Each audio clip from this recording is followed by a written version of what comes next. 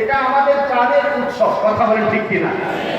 আওয়াজকে দমিয়ে রাখা যাবে না। আমি তো খুতবাই পাঠ করতে পারলাম না, এখন ভূমিকাও বলতে পারলাম না। কিসের ভূমিকা ভাই? আপনাদের কারণে ভূমিকা শেষ হয়ে গেল। এখন ভূমিকম্পর দরকার। আমরা যেহেতু ভূমিকম্প দিয়ে আমাদেরকে লড়াইয়া শেষ করতেছে, বা আমাদের সেই ভূমিকম্পের মোকাবেলায় তাকবীর, তাসবিহ, তাহমিদ, আল্লাহু আকবারের দড়ি দিয়ে বোঝায় দেওয়া দরকার না। খাইরপুরের মাহফিল কতটা, খাইরপুরের মানুষের কাছে, জনগণের কাছে কতটা প্রিয়, কথা বলে ঠিক কিনা? মাগরিবের পর আসরের পর ঢুকি না, খাইরপুরের মাহফিলটা হলো আমাদের আনন্দের উৎসব। এটা পুরো একটা জাগরণের অংশ। এই অংশটাকে আমরা হেলায় দোলায় খেলাই। যে যেখানে আসি খাইরপুরবাসীকে অনুরোধ করে বলবো, আপনারা প্যান্ডেলে এসে উপস্থিত হয়ে যান। কেন এটা যেন আসলে ঐতিহ্যের ধারায় আমাদেরকে যেন এটা আসলে আমাদেরকে মুক্তি দিতে পারে। এই ভালোবাসায় যেন আমরা মুক্তি পাই, এই ভালোবাসায় যেন আমরা জান্নাত পাই, এই ভালোবাসায় যেন আল্লাহ এবং আল্লাহ রাসূলের মহব্বতে ভালোবাসা আমরা আমাদের অন্তরে পাই। আল্লাহ কবুল করুন, জোরে বলেন আমিন। কিয়ামত পর্যন্ত এই খাইরপুরের এই প্রাণ কেন্দ্রের এই ভালোবাসার মাহফিল তাফসীরুল কুরআন আল্লাহ পাক নিরাপত্তার সাথে, সম্মানের সাথে আমাদের নাজাতের উসিলার জন্য আল্লাহ কবুল করুন, জোরে বলে আমিন। আমার ভাইরা, আওয়াজকে বুলন্দ করে দিতে হবে, কেননা খেয়াল করে দেখেন, খতিব সাহেব জুমার মসজিদে খুতবা দিতেছেন। যিনি খুতবা দিতেছেন তিনি হলেন আমিরুল মুমিনিন খলিফাতুল মুসলিমিন ওমর ফারুক রাদিয়াল্লাহু তাআলা আনহু। তিনি খুতবার মধ্য দিয়ে হঠাৎ করে বলতেছেন, ইয়া সারিয়াতুল জাবাল, অর্থাৎ অন্য সাহাবী, অন্য একটা গ্রুপ, অন্য একটা কওম সাহাবায়ে কেরামের মধ্য থেকে অনেক দূরে শত শত মাইল ধরে তারা যুদ্ধ অবতরণ করেছেন, তারা যুদ্ধে অংশগ্রহণ করেছেন। কিন্তু এক সাহাবী পাহাড় থেকে নেমে যাচ্ছেন। আসলে ওই পাহাড়ে থাকাটা খুবই নিরাপদ, ওই পাহাড়ে থাকাটা যুদ্ধের জন্য খুবই ভালো। তো ওই হিসাবে যখন আমিরুল মুমিনিন এই কথা বলে উঠলেন, তার মানে আল্লাহ পাক রব্বুল আলামিন, আমি বলছি না তিনি গায়েব জানেন, কিন্তু আমি বলতে চাচ্ছি আল্লাহ পাক রব্বুল আলামিন কাশফ জারি করে দিয়েছেন। সাইয়েদনা উমর তখন দেখতেছেন ওই সাহাবী পাহাড় থেকে নেমে যাচ্ছে, আর নেমে গেলে এটা মুসলমানদের জন্য পরাজয়ের কারণ হতে পারে, মুসলমানদের জন্য খারাপ হতে পারে। সেজন্য সাইয়েদনা উমর সাথে সাথে ডাকিয়ে বললেন, ইয়া সারিয়াতুল জাবাল, তুমি পাহাড়ে অবস্থান করো। আল্লাহু আকবার বলেন। তাহলে ওই সাহাবী যখন যুদ্ধ সেরে মদিনার মসজিদে এসে উপস্থিত হয়ে গেলেন, এইবার সাইয়েদনা উমর রাদিয়াল্লাহু তাআলা আনহু তিনি যে খুতবা দান করলেন, আর সামনে দ্বিতীয় কাতারে যেই মুসল্লিরা সাহাবায়ে কেরাম ছিলেন, ওই সাহাবী যখন যুদ্ধ শেষ করে মদিনায় এসে উপস্থিত হয়ে গেলেন, এবার ডাকিয়ে বলছেন, আচ্ছা তুমি যখন যুদ্ধে গিয়েছিলা তুমি কিন্তু পাহাড়ের মধ্যে ছিলা? বলে হ্যাঁ, পাহাড়ের মধ্যে ছিলাম। তো পাহাড়ের মধ্যে যখন ছিলাম তখন তুমি কি করতেছিলা? বলে আমি পাহাড় থেকে নেমে যাচ্ছিলাম, কিন্তু হঠাৎ করে সাইয়েদনা ওমর ফারুক আমিরুল মুমিনিনের একটা আওয়াজ শুনতে পেলাম। বলে কেমন ভাবে শুনতে পারছো? খোদার কসম, আল্লাহর কসম করে বলতেছি, তোমরা যখন খুতবা পাঠ দ্বিতীয় রাকাত থেকে যেমনটা স্পষ্ট ভাবে শুনেছো, আমিও আমিরুল মুমিনিনের সেই আওয়াজ, তিনি যে বলছেন তুমি পাহাড় থেকে নেমো না, পাহাড়ে অবস্থান করো, এই কথাটুকু, এই বাক্যটুকু আমিরুল মুমিনিনের জবান থেকে আমি সাহাবী শত শত মাইল দূরে একদম দ্বিতীয় কাতারের মতো স্পষ্ট ভাবে শুনতে পেরেছি। চিৎকার দিয়ে বলেন আল্লাহু আকবার। আমার ভাইরা, এই আল্লাহু আকবারের জন্যই আমার ভূমিকা সব শেষ হয়ে গেল।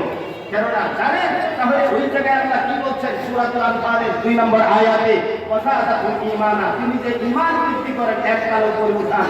অতএব জানতে হবে ঈমানটা কখন বাড়ে। যত জোরে কোরআনের তাকবীর দিতে পারবেন, কোরআন শুনে তাকবীর, তাসবিহ, তাহমিদ, আল্লাহর বরকতকে আপনি জানান দিতে পারবেন, তত বেশি আপনার মনের ময়লা আবর্জনা জল দূর হয়ে আপনার ঈমানটা তালায় তালায় উপরে উঠে যাবে। এবার চিৎকার করে বলেন আল্লাহু আকবার। আরো জোরে শুনতে চাই আল্লাহু আকবার। আমি ওই সাহাবী আর পাহাড়ের কথা কেন বললাম? মুসলমান, বেশি দিন হয় না, এখন একটা বিষয় ভাইরাল হয়ে আছে, বাবরি মসজিদ। কথা বলেন ঠিক কিনা? বাবরি মসজিদ 1993 সাল থেকে শুরু করে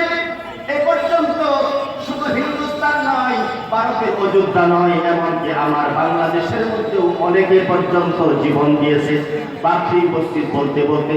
এই জায়গায় এই মাঠে এই চেয়ার বসে আল্লামা মামুনুল হক প্রায় 3-4 বছর আগে তিনি বয়ান করার সময় বাবরি মসজিদ নিয়ে কথা বলেছিলেন। আপনাদের মনে আছে? তিনি কথা বলেছিলেন। আমার ভাই, আমি কেন বলতে চাই এই কথাটা, কেন বলতে চাচ্ছি? আমি বলতে চাচ্ছি যে বাবরি মসজিদ শুধু বাংলাদেশ আর ভারত নয়, সারা বিশ্ববাসী সকল 200 কোটি মুসলমানদের এটা একটা প্রাণের উৎসব। কথা বলে ঠিক কিনা? 200 কোটি মুসলমানের প্রাণের ভালোবাসা আল্লাহর ঘর বাবরি মসজিদ।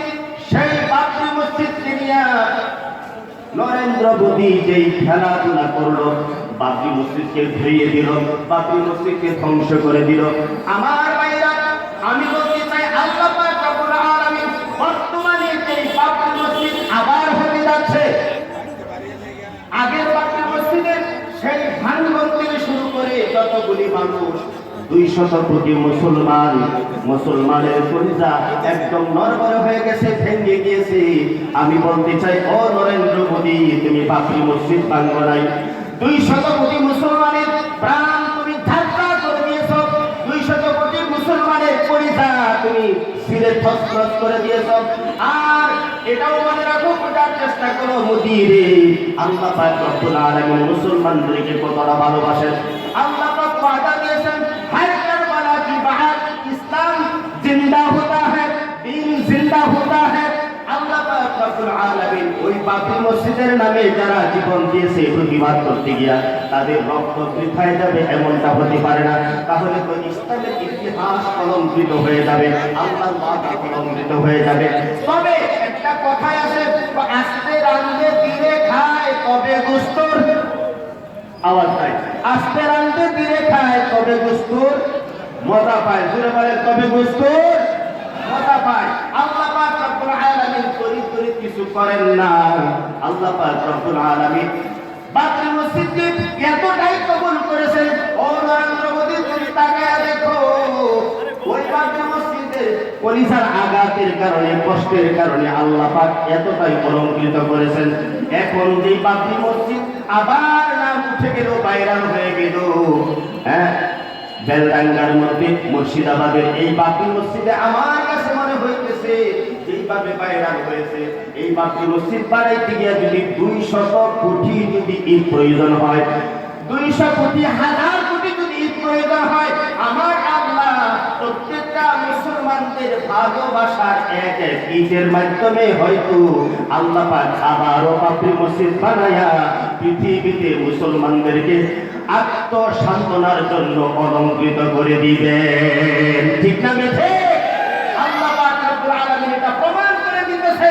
হে নরেন্দ্র মোদী, তুমি যে বাবরি মসজিদ ধ্বংস করে দিয়েছো, কিন্তু দেখো আমি আল্লাহ এইভাবে চাইতেছি, এখন বোঝার চেষ্টা করো, তুমি এক বাবরি মসজিদ যে জহির বাবর বানিয়েছিল, কিন্তু এখন যে বাবরি হবে প্রত্যেকটা মুসলমানের ইমানের সান্ত্বনার মাধ্যমে, ইমানের আওয়াজের মাধ্যমে, ইমানের তকবার মাধ্যমে, ভালোবাসার মাধ্যমে প্রত্যেকটা ঈদ গনে গনে এই বাবরি মসজিদে বসানো হবে। তাহলে আল্লাহ পাক রব্বুল আলামিন পৃথিবীর অলঙ্কৃত যত মানুষ, অলঙ্কৃত যত ঘটনা, সব কিছুকে এইভাবে আল্লাহ কারিশমা দ্বারা অলঙ্কৃত করেছেন। আর বাংলা বলেন, হিন্দুস্তান বলেন, বিশ্ববাসীর পক্ষ থেকে 200 কোটি মুসলমানের আহাজারি কান্না সেই বাবরি মসজিদকে নিয়ে, আর পড়ার রাতের কান্না, দিনের কান্না, আহাজারি মনের কষ্ট, সব কিছুকে আল্লাহ তাআলা আনন্দে আল্লাহ তাআলা আবার পরিণত করেছেন এবং পরিপূর্ণভাবে মুর্শিদাবাদের সেই বাবরি মসজিদকে মুসলমানদের একটা আত্মবিশ্বাসের জায়গা হিসেবে আল্লাহ কবুল করে নিয়েছেন। সান্ত্বনার জন্য আল্লাহ কবুল করেছেন। চিৎকার করে বলে আল্লাহু আকবার। আওয়াজ দিতে হবে। এই জন্য বলছিলাম যে ওমর ফারুক রাদিয়াল্লাহু তাআলা আনহু মিম্বরে দাঁড়িয়ে তিনি বলেছিলেন, ইয়া সাহিয়াতাল জাবাল, ওই আওয়াজ যদি সেই শত লক্ষ মাইল দূরে যাইতে পারে, 1000 মাইল দূরে যাইতে পারে, শত শত মাইল দূরে সাহাবীর কাছে আওয়াজ যাইতে পারে, সেই আল্লাহ এখনো আছেন না নাই? চিৎকার দিয়ে বলেন, আছেন না নাই? তাহলে একবার বিহার উঁচু করে বলেন আল্লাহু আকবার। আর জোরে বলেন আল্লাহু আকবার। হাত নামান।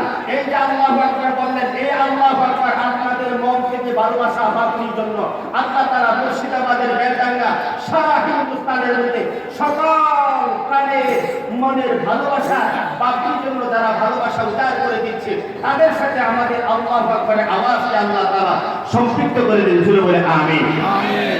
আমার ভাইরা, আমি তো ভূমিকা করতে পারলাম না, হাদিসের অংশ করতে পারলাম না। আল্লাহ রাসূলের ছোট্ট একখানা হাদিস বলতেছে, যে হাদিসে আল্লাহ নবী বলেন, জাদ্দিদু ঈমানাকুম, তোমরা তোমাদের ঈমানকে নতুনত্ব করো, আপডেট করো। প্রশ্ন আসতে পারে, ইয়া রাসূলুল্লাহ, আমাদের ঈমানকে আবার আপডেট করব কিভাবে? প্রত্যেক জিনিসে তো ছাড় দেওয়া যায়, ছেড়ে দেওয়া যায়, বানানো যায়, কমানো যায়, কিন্তু ঈমানটা আমরা কিভাবে আপডেট করব? নবীজি ডাক দিয়ে বলতেছেন, সাহাবীরা, যুগ যত আপডেট হবে, গ্রাম যত আপডেট হবে, পরিবার যত আপডেট হবে, আর যত কিয়ামতের দিকে অগ্রসর হবে, তত তাই পৃথিবী আপডেট হইতে থাকবে।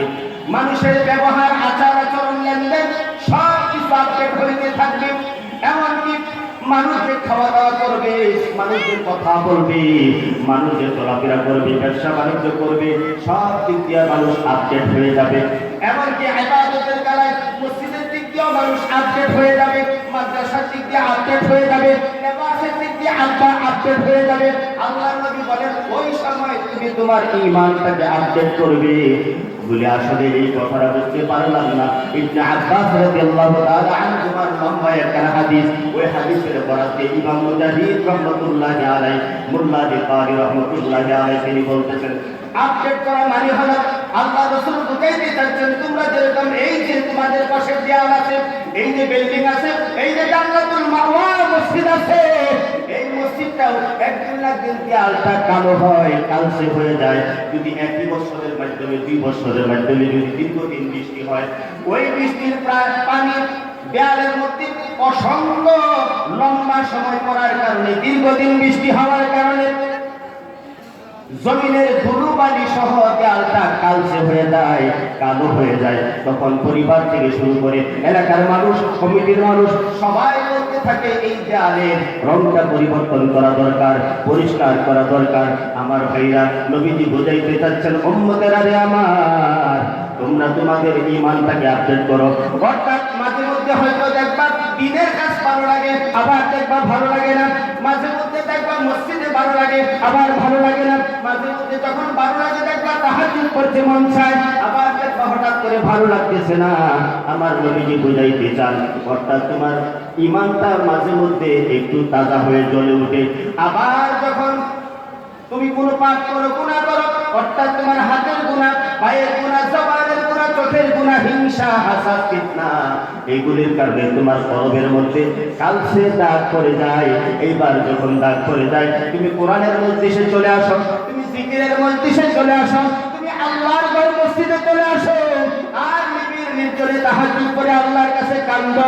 যখন তুমি চোখের পানি ফেলাইবা, যখন তুমি ওয়াজ মাহফিলে চলে আসবা, কোরআনের আওয়াজে চলে আসবা, আসার পরে যখন তুমি সুবহানাল্লাহ, আলহামদুলিল্লাহ, আল্লাহু আকবার বলে তুমি জানান দিবা, আস্তে আস্তে তোমার মনের ময়লা আবর্জনা আমার আল্লাহ